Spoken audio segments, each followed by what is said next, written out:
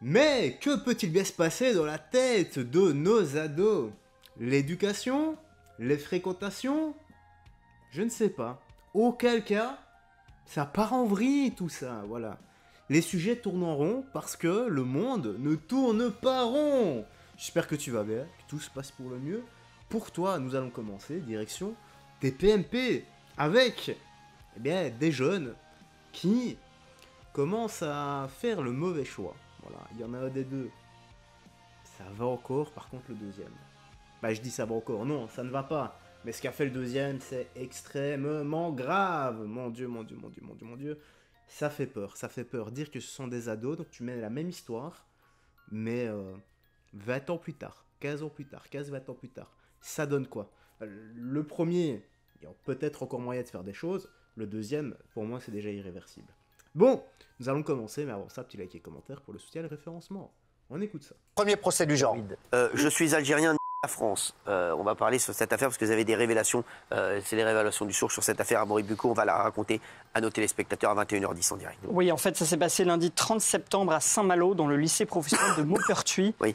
Et vous avez effectivement un mineur isolé algérien de 16 ans qui s'est introduit dans ce lycée en brandissant un couteau pour menacer un élève. Et j'ai pu avoir cet élève au téléphone aujourd'hui et consulter sa plainte. Et je vais vous raconter donc ce qui s'est passé avec ce qu'il m'a dit. Tout commence en fait... Juste incroyable. Donc là, c'est si jeune et tu sors déjà des armes pour menacer quelqu'un. C'est quand même fou. Lundi aux alentours de 13h30 dans la cafétéria, le self-service de l'école. Vous avez cet adolescent algérien qui s'introduit dans l'école, en fait à la demande de sa petite copine qui est scolarisée dans cette école. Et sa petite copine lui demande d'aller intimider un autre élève, un certain Hugo. Et donc, le petit copain s'exécute, le petit copain algérien. Il renverse le plateau de ce fameux Hugo, l'insulte, le menace. Et là, vous avez évidemment d'autres élèves qui s'interposent. À ce moment-là, il y a un rendez-vous qui est pris pour aller régler, si vous voulez, les comptes sur un terrain de sport voisin. 15 minutes plus tard, vous avez donc un rendez-vous là-bas. D'un côté, Pour l'anecdote, les gars. Bon, j'ai pas honte de le dire, hein, j'étais gamin, j'étais bête. Une fois, il y a eu un règlement de compte comme ça. On s'était avec un autre élève foutu sur la tronche à la récré. On avait 12 ans. Voilà. Et puis, j'ai commencé à dire à tout le monde, ouais, voilà, dis-lui qu'après les cours, on se donne rendez-vous là. Je vais lui péter la tronche, en gros, c'est le truc de gamin, quoi. Que j'étais bête. Donc, la journée se passe. Et moi, après, j'ai plus envie de me foutre sur la tronche avec lui. Par contre, lui, apparemment, tout le monde l'a chauffé, mais réellement chauffé. Donc, qu'est-ce qui s'est passé à la sortie des cours? Donc, lui, il n'a pas été au rendez-vous, il m'a directement attendu dehors. Et, il m'a mis 2-3 pas dans la tronche. Voilà. Et je l'ai bien cherché, c'était bien fait pour moi. Et à partir de ce jour-là, je me suis dit, plus jamais je me ferai péter la tronche. Mais c'est plus jamais arrivé. Parce que je ne me bats pas. que lycéens et de l'autre, plusieurs mineurs isolés et les deux se battent. Alors au départ, les lycéens ont plutôt le dessous et finalement, grâce à l'intervention d'un lycéen, d'un certain Erwan, ils prennent le dessus et donc les mineurs isolés prennent la fuite, mais reviennent un peu plus tard, non seulement avec du renfort, puisqu'ils ont le renfort de jeunes de cité des environs, mais parce que aussi l'un d'eux vient avec un couteau qu'il brandit en l'air pour justement s'en prendre au fameux Erwan qui s'était montré plus fort. Donc le fameux Erwan prend la fuite face à l'individu, forcément avec le couteau.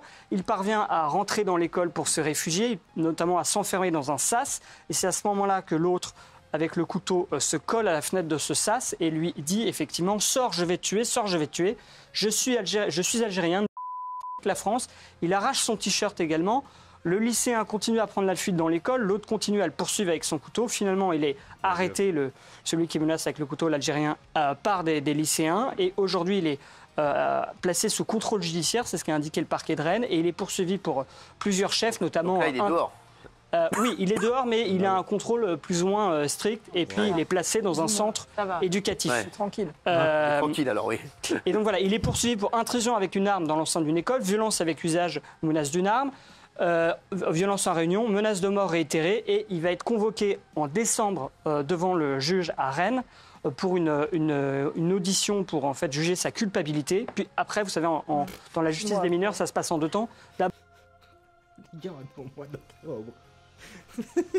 Il va être entendu en décembre.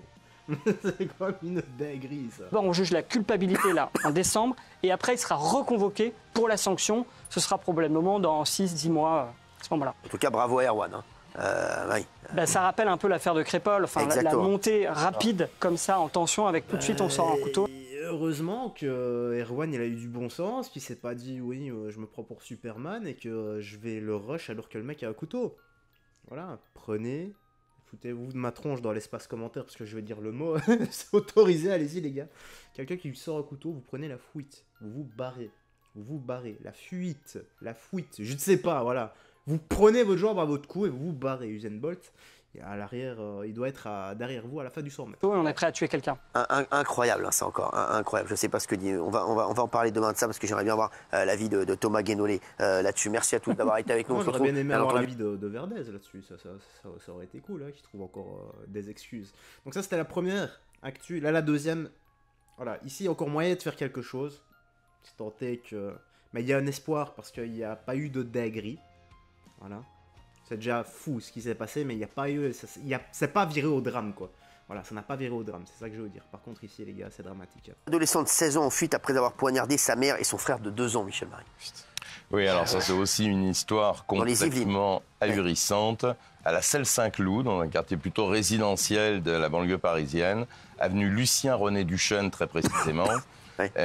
Une femme et une mère de famille de 45 ans a son bébé dans les bras, son fils qui est suivi sur un plan psychiatrique, son fils de 16 ans, pour des raisons qu'on ignore, et peut-être que même lui les ignore également, mais il est bipolaire, schizophrène et suivi en psychiatrie, a poignardé à plusieurs reprises à la fois sa mère et son petit frère. Peu importe, ça ne...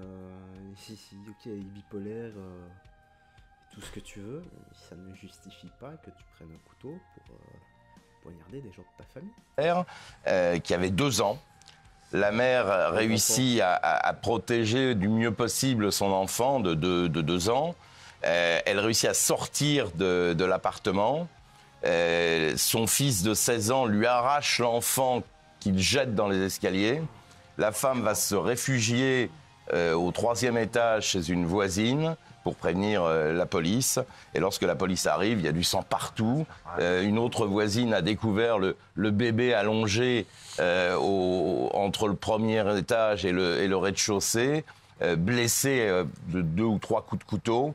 Mais la bonne nouvelle, c'est que leurs jours, ni à la mère, ni à cet enfant de 2 ans, leurs jours ne sont pas en danger. Ils ont été hospitalisés à Henri Mignot et ils vont bien.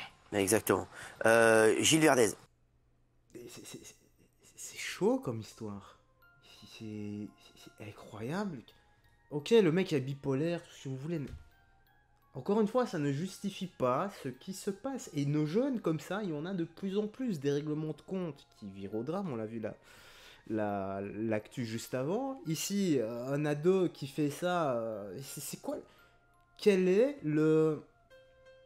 la raison pour t'en prendre à ta maman et à ton petit frère de 2 ans? Bon, la maman, voilà, moi je suis pas avec eux, je sais pas ce qu'elle a pu faire dans sa vie. Si jamais elle a fait quelque chose, voilà, je n'en sais rien.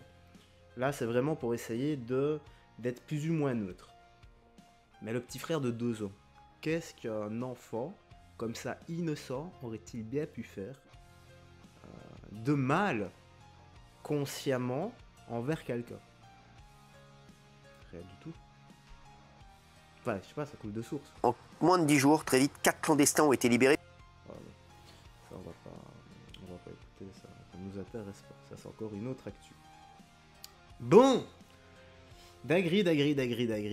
Voilà, petite news actu se termine ici. Dis-moi dans l'espace commentaire ce que t'en as pensé. En tout cas, moi j'aurais d'autres à ajouter. Prends bien soin de toi, des gens que tu aimes. Et on se voit la prochaine pour d'autres vidéos. Bye bye. Faites très